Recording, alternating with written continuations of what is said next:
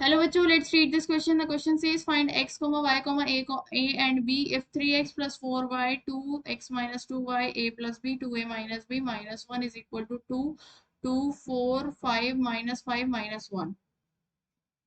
तो यहाँ पर मैं की कॉन्सेप्ट लिख लेती हूँ।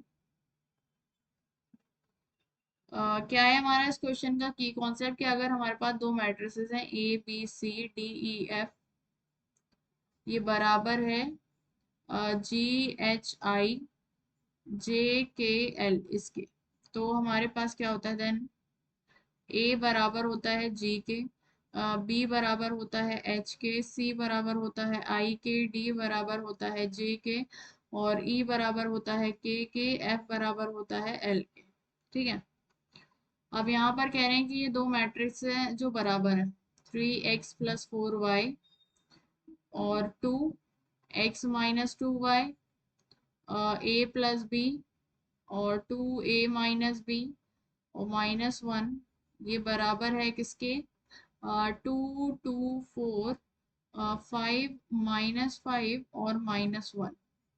तो यहाँ से मेरे पास क्या आएगा, 3x + 4y is equals to 2, ये आ जाएगी एक, इसको हम इक्वेशन नंबर 1 कह लेते हैं।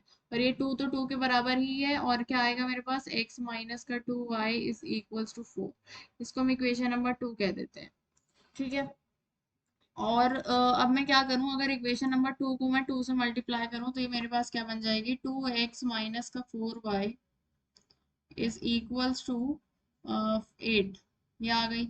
और इक्वेशन 1 को ऐसे ही लिख लेते हैं, 3x + 4y is equals to 2। अब हम इन दोनों को सॉल्व करते हैं, ऐड कर देते हैं, तो यहाँ पे साइन चेंज नहीं होंगे, और ये 3 + 2 5x और ये तो कैंसिल हो जाएगा, इज इक्वल्स टू 10।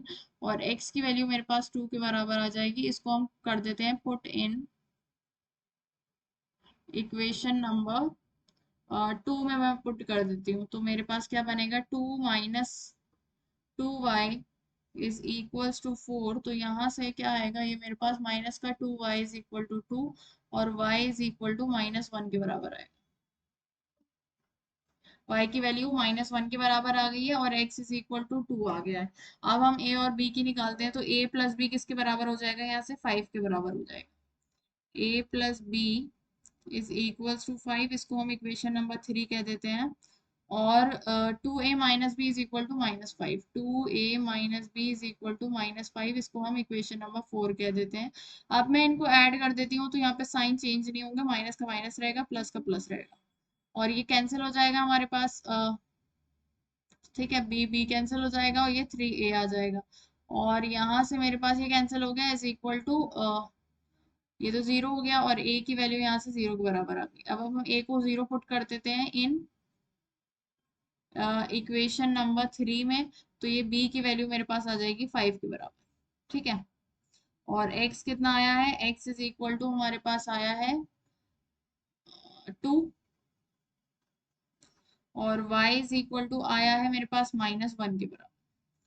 तो अब हम हमें यही वैल्यूज निकालनी थी, x y a और b। So the final answer is x is equal to 2, y is equal to -1, a is equal to 0 and b is equal to 5। Hope you understood it well. Best of luck. Thank you.